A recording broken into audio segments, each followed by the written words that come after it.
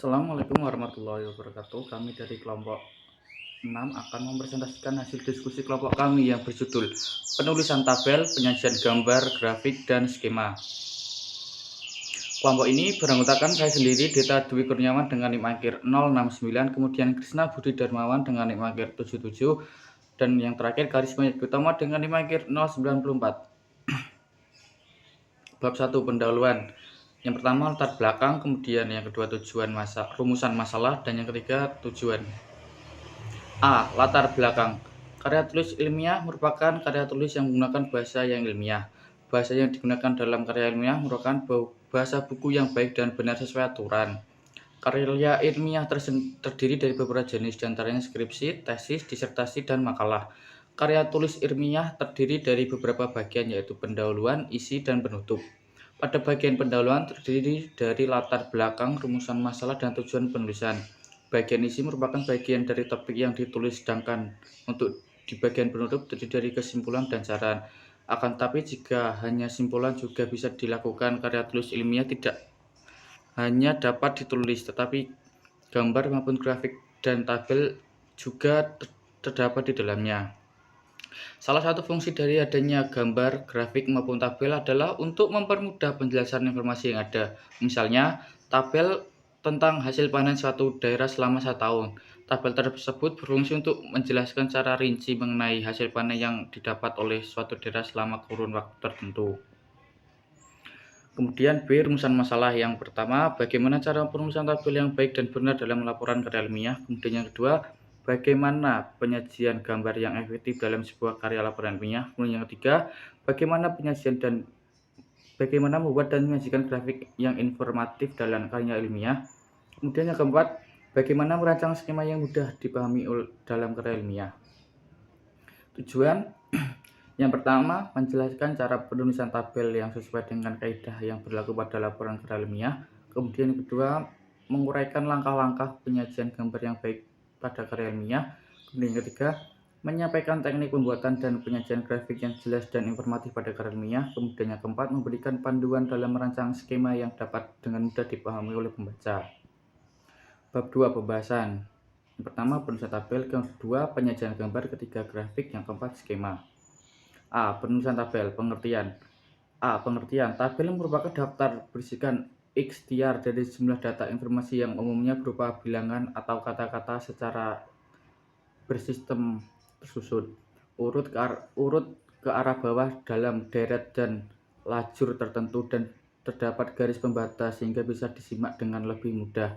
Untuk memahami isi tabel sendiri bisa dilakukan lewat pemahaman pada fakta yang ada di dalam tabel. Tabel terdiri dari kolom yang memanjang ke arah kanan dan juga baris yang memanjang ke arah bawah.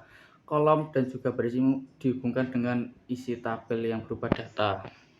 Selanjutnya B. Tujuan. Tujuan penyajian tabel adalah untuk mensistematisasikan data statistik, memfasilitasi pemahaman dan penafsiran data, serta memudahkan pencarian hubungan antar data. C. Petunjuk penulisan. Petunjuk tentang penulisan tabel adalah sebagai berikut. Judul tabel meliputi tabel, nomor tabel, judul tabel yang menggambarkan isi dari tabel berdasarkan tempat dan tahun data diperoleh. Yang kedua, nomor tabel disesuaikan dengan BB yang ada. Apabila pada bab 14 dan tabel pertama, berarti tulisannya adalah tabel 14.1. Yang ketiga, judul tabel pada setiap kata digunakan huruf besar kecuali kata menghubung. Yang keempat, garis dalam tabel digunakan hanya dalam arah mendatar, sedangkan untuk arah vertikal garis tidak nampak. D. Fungsi di antara tabel memiliki beberapa fungsi di antaranya. Yang pertama, memberikan kemudahan dalam membaca data karena tersusun dengan sistematis sehingga memahaminya juga akan lebih mudah.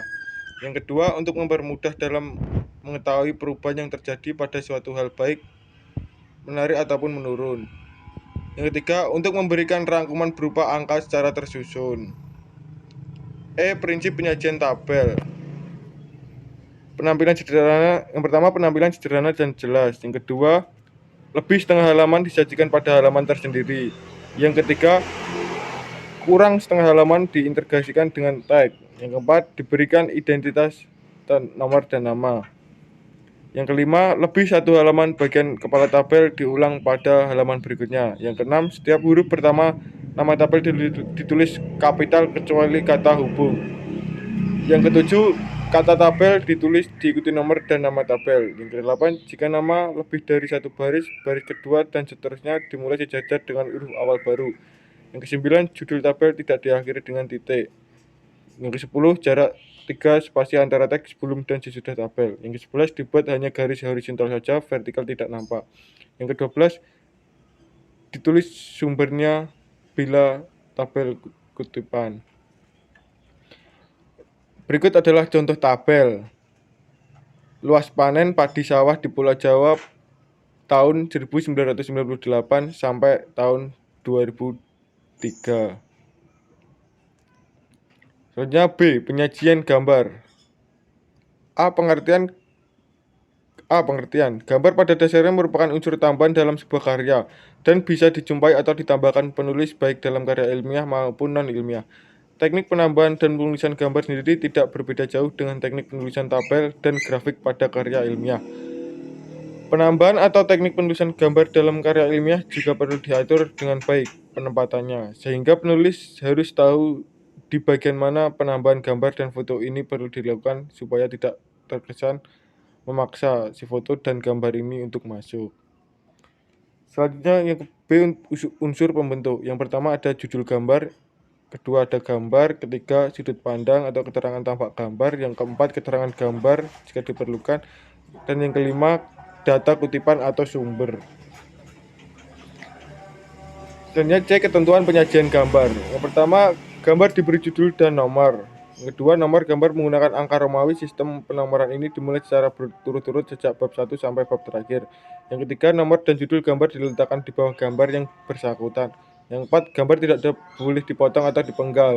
Yang kelima, penulisan judul gambar mengikuti ketentuan pada judul tabel atau judul gambar tabel ditulis di bawah gambar dengan penomoran urut sejak bab awal sampai dengan bab akhir. Yang keenam, gambar harus dibuat sejelas mungkin sehingga mudah dimengerti. Selanjutnya adalah berikut merupakan salah satu contoh gambar pemandangan air terjun.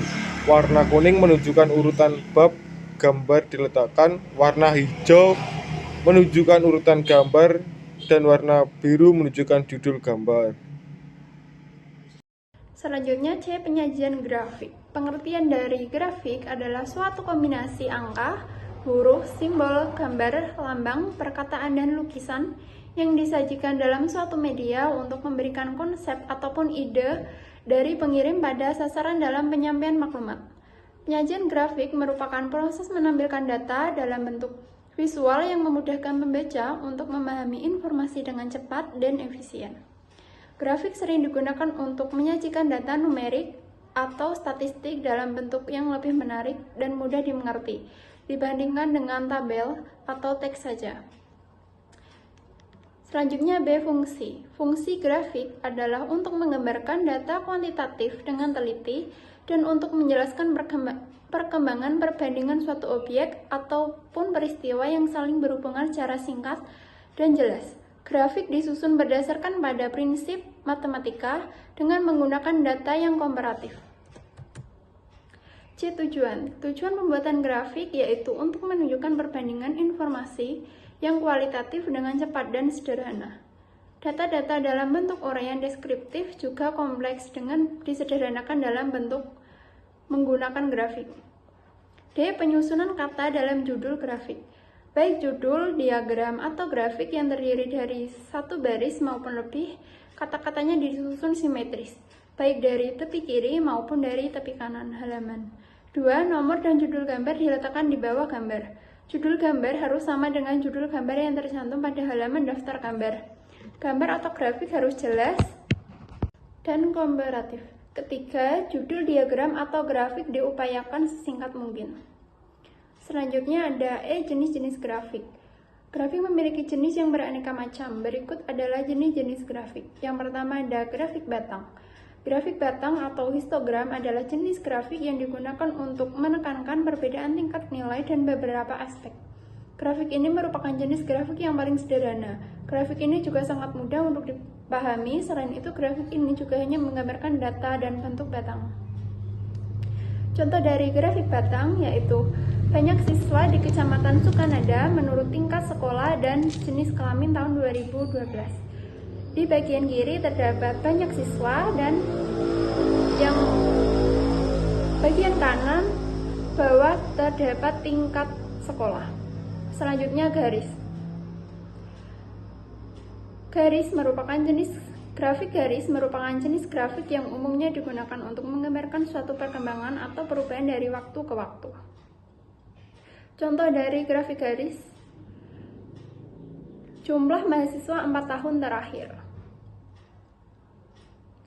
Selanjutnya ada grafik lingkaran. Grafik lingkaran adalah jenis grafik yang merupakan penyajian dari data statistik dengan menggunakan gambar yang berbentuk lingkaran atau gambaran naik turunnya dari berupa lingkaran untuk menggambarkan presentasi dari nilai total atau nilai keseluruhan. Berikut merupakan contoh dari grafik lingkaran data olahraga favorit siswa. Yang pertama ada warna merah, merupakan siswa penyuka basket dengan nilai 8%. Selanjutnya warna oranye merupakan siswa penyuka badminton dengan nilai 14%. Selanjutnya warna kuning merupakan warna siswa penyuka sepak bola dengan persentase 32%. Dan warna hijau merupakan siswa penyuka futsal dengan presentasi 28%. Dan yang terakhir, warna biru merupakan siswa penyuka bola voli dengan nilai 18%. Dia penyajian skema. Skema adalah suatu bentuk atau kerangka secara garis besar yang memuat umum tentang bagaimana suatu tujuan dapat dicapai. Penyajian skema merupakan proses menampilkan informasi dalam bentuk diagram atau gambar yang menggambarkan hubungan antara komponen atau langkah-langkah dalam suatu sistem, proses, atau konsep. Skema digunakan untuk memvisualisasikan struktur, alur kerja, hierarki, atau hubungan lainnya secara jelas dan mudah dipahami. Berikut merupakan contoh skema. Selanjutnya adalah simpulan.